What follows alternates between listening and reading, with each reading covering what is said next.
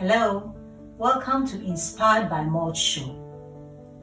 Have you ever been in a place where you are stuck? You feel like nothing is moving, you feel like you need a change, but nothing is happening and you don't even know what time change will come? Believe you me, in my 50 years of experience, I have been in so many places where I had to wait. To discuss the topic waiting is Mrs. Ella Oyote, who is an incredible woman of God. Thank you for coming, Mrs. Ella Oyote. Thank you, Lady Maud. It's always a pleasure and another privilege for me to actually be on the Inspired by Maud show. Thank you. You're welcome. You are looking so beautiful. As always. Wow. Thank you. I'm actually blushing now. Oh, welcome. Is this a privilege to have you here? What is waiting? So, waiting is a period of when a person is, like you said, stuck in a particular time of their lives. It's like when there is a delay in their lives and they can't see what is going on, when a breakthrough will come, and what positive change will happen in their lives. And that is that happens to everyone. Every person goes through a period of change. You could be waiting for your exams results to come. You have no choice but to wait. You can't hurry that. You'll be waiting for, maybe you've done test results from the hospital, you want to know the outcome, you've got to wait. Wow. You'll be waiting maybe to have maybe the fruit of the womb, you have to wait. Wow. You'll be waiting for maybe you're single, you want to have a life partner, you have to wait. You're waiting for a job, you're maybe seeking for a new employment, you're going through the motions of applications, interviews. I have to tell you, you have to wait as well. Wow. There must have been something that had pushed you to write Wait, Change is Coming. And before I go to that, can you tell us a bit about the books you've written? Absolutely, with so much great delight. I'd like to tell you about my books. So my very first book is Let Go and Let God. That took me, let's say, about 5 years or so to actually write that book. Wow. And that actually reflects a lot more of what I was going through, that period of loss, of dealing with fear and bereavement, and all sorts of negative, should I say, things that happen to people in their lives. And obviously that's my second book, Wait, Change is Coming, which we will delve more deeper into that. And then my third book is about prayer, which talks about praying, which is a believer's weapon. So these are my 3 books. Wow. Incredible. This is amazing. You know that a woman sitting here with me has actually put down 3 inspirational books. We're going to be narrowing it down to Wait, Change is Coming. And you have already told us about what wait is. But is there, and you've actually said that you might have been in a situation of waiting, but I just want us to discuss what led you to write this book, Wait, Change is Coming.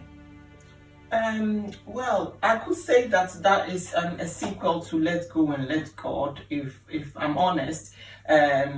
So if you don't mind, I'll just touch briefly so that I flow into Wait, Change is Coming. So Let Go and Let God, like I said, talks more about bereavement and loss and fear, anxiety, and when you're going through a dark place. And through that too is waiting, when you're waiting to see when the light will come through for you to feel relieved from whatever you're going through. So for Wait, Change is Coming, at a particular time in my life, I needed desperately to see a change in someone that I loved so much. In also my life as well, I wanted to move forward, but there seemed to be like a blockade, and so I decided to wait on the Lord and actually research more deeply within the Bible to find out what actually how does God view waiting, and why do we have to wait? I am a Christian, and so you would think, oh, as a child of God, things should just flow your way as easily as you pray. It should just work like that. But no, it's you're not exempt from waiting. And but the good thing about waiting is when you wait with Christ, you know that you are on the right path, and no matter how long it takes, you will get to the destination. It might not be where you want to be or what you had envisaged, but it will be where God wanted you to be. So that was what led me to write the book. Wow. Interesting. So from what you're saying, I can see that waiting is just like a movement from A to B, and you are in the middle. So let's talk about where you are that you could need change. Where people, because a lot of people are listening to you and they might be in places where they are waiting and we are here because of them. Can you tell us about certain places that they might be that we need to change from that place to another? So, like I said, at different points in your life or in a person's life, you encounter times of waiting. And I'll be very practical here and maybe hit home more with maybe some of the viewers. It could be that you want to get married, you can't seem to find a life partner, you've been waiting for a while, and that is one example. The other example is, in the time of COVID-19, you may have unfortunately lost your job. Wow. And my gosh, you're applying one job after the other and you seem stuck. And if you're a Christian, then you're praying as well and you can't seem to find any change, and maybe you're having rejections upon rejections. It could be also that you are looking for the fruit of the womb, or just maybe you're trusting God for maybe a building or a house or a new business that you desperately need in your life, and you are stuck in waiting. So this is just few examples, but if I have missed any of your examples, you can actually relate to what I'm saying. And I want to assure you that it is not uncommon for you to be stuck in a place of waiting.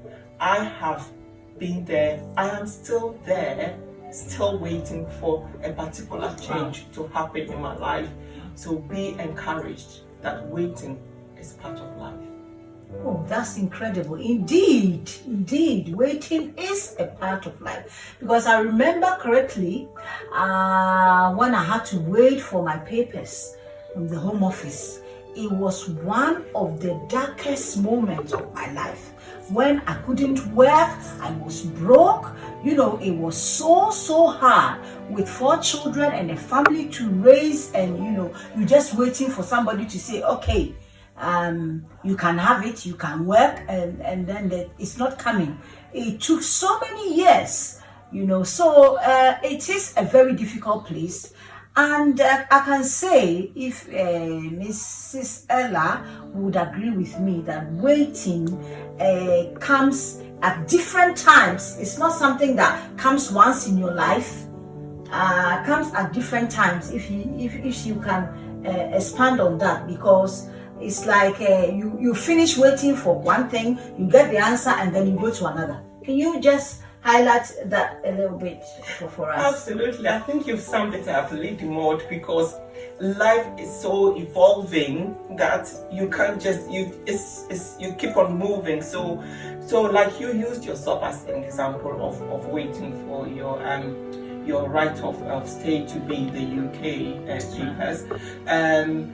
I'm sure you testify that came, and then there was something else that you had to wait for. It could be a job situation. Oh gosh, now you've got your right to work. Now the next thing is a job that you're now trusting God and waiting to achieve. So it's not just a one-off when you're waiting, it is continuous. And believe you me, it will be till the very end of a person's lifetime. Wow. It is, like I said, it's part of life.